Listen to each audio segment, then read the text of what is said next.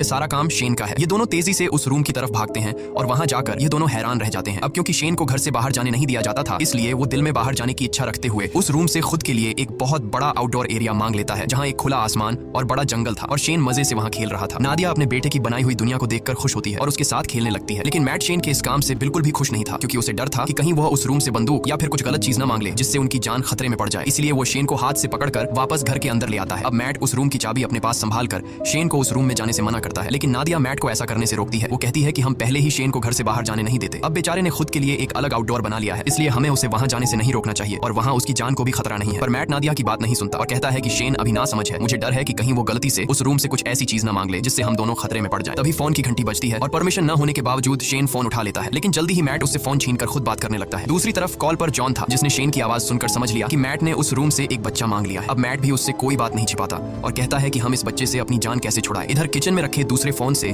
नादिया इन दोनों की सारी बातें चुपके से सुनने लगती है। जॉन उसे अपनी सच्चाई बताता है कि मैं भी उस रूम से विश के जरिए मांगा गया हूँ। वो बताता है, मैंने अपने पेरेंट्स को इसलिए मारा क्योंकि मुझे भी बाहर की दुनिया देखनी थी, लेकिन जब मैं घर से बाहर निकलता तो मेरी उम्र बढ़ने लगती और जब मैंने रूम से पूछा तो उसने मुझे बताया कि अगर तुम्हें इस घर से बाहर निकलना है तो तुम्हें उस इंसान को मारना होगा जिसने विश करके तुम्हें मांगा है। इसीलिए मैंने विश करने वाली औरत को मार दिया और उसके साथ उसके हस्बैंड को भी मार दिया। यही वजह है कि आज मैं जेल में हूँ। वो मैट को बताता है कि मेरी और शेन की कहानी एक ही है। अगर तुम्हें शेन को बचाना है और उसे बाहर की दुनिया दिखानी है तो तुम्हें उस इंसान को मारना होगा जिसने शेन को विश करके मांगा था। अब अगर शेन को विश करके तुमने मांगा है तो तुम्हें अपनी कुर्बानी देनी होगी, और अगर तुम्हारी वाइफ ने शेन को मांगा है तो फिर तुम्हें उसे मारना होगा। और ये सारी बातें दूसरी तरफ कॉल पर नादिया भी सुन रही थी। नादिया ये सारी बातें सुनकर बहुत ज्यादा दुखी हो जाती है और वो गाड़ी निकालकर घर छोड़कर चली जाती है, जिससे मैट को उसकी फिक्र होने लगती है। नादिया शेन को जिंदगी देने के लिए खुद को मारने का सोचती है पर वो ऐसा नहीं कर पाती। इधर मैट टेबल पर बैठकर शेन के साथ डिनर करने लग जाता है। तब शेन मैट से पूछता है कि मेरी मॉम कहाँ गई, और उससे और भी कई सारे सवाल पूछता है, जिससे झुंझलाकर वो शेन को बता देता है कि वो उनका असली बेटा नहीं है और न ही उसकी कोई पेरेंट्स है। इतना ही नहीं, वो गुस्से में आकर शेन को रूम से बाहर निकाल देता है। डर के मारे शेन रोते हुए ऊपर अपने रूम में चला जाता है। कुछ ही देर में मैट को अपनी गलती का एहसास होता है। वो शेन के रूम में जाकर उससे माफी मांगने लगता है और सारी रात वो दोनों साथ में सोते हैं। जब नादिया वापस घर लौटती है तो इन दोनों को एक साथ सोते देखकर उसे बहुत अच्छा लगता है। कुछ देर बाद मैट की आंख खुल जाती है और वो देखता है कि नादिया घर वापस आ चुकी है। मैट नादिया से कहता है कि मैं तुम्हारे लिए बहुत ज्यादा परेशान हो रहा था और कहता है मुझे माफ कर दो क्योंकि मैं शेन पर चिल्लाया और तुमसे भी झगड़ा किया। बातचीत के दौरान ये दोनों एक दूसरे के करीब आने लगते हैं और जब ये दोनों रूम में इंटीमेट हो रहे थे तब शेन चुपकर दरवाजे से उन्हें देखने लगता है। वो अपने दिल में नादिया के लिए अट्रैक्शन महसूस करता है। अब उसे भी ये सारी चीजें करनी थी, इसलिए अब वो इन दोनों के सोने का इंतजार करता है। जब ये दोनों गहरी नींद में चले जाते हैं